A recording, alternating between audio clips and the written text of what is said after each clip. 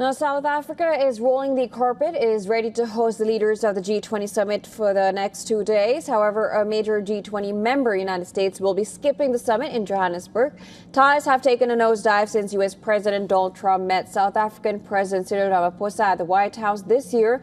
Trump has opted to exclude the United States entirely from the summit, marking the first time in the group's 26-year existence that a member state has not only avoided sending its head of government, but has refused to participate at any level.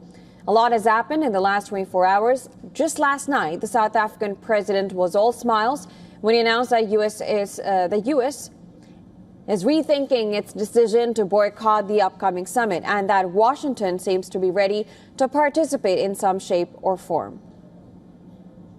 We have received notice from the United States, a notice which we are still in discussions with them over, about a change of mind about participating in one shape, form or other in the summit.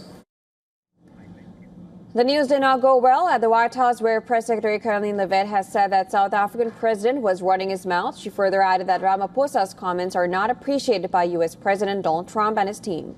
After the White House denied Ramaphosa's statement, South African president spokesperson Vincent Magwenya wrote on social media the president would not hand over the G20 presidency to an acting U.S. ambassador.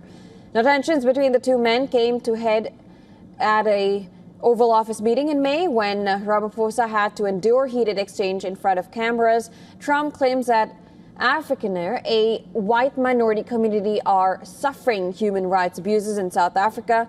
Following the spat, Ramaphosa had said that he expects Trump to attend the G20 summit in Johannesburg in November, despite a showdown at the White House, adding that he doesn't want to pass the baton to an empty chair.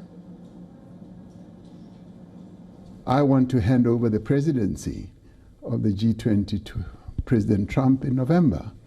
And I said, he needs to be there.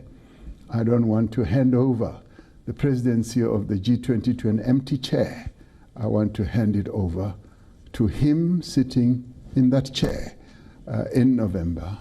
And he is going to give serious consideration to it. In fact, I expect him to be coming to South Africa.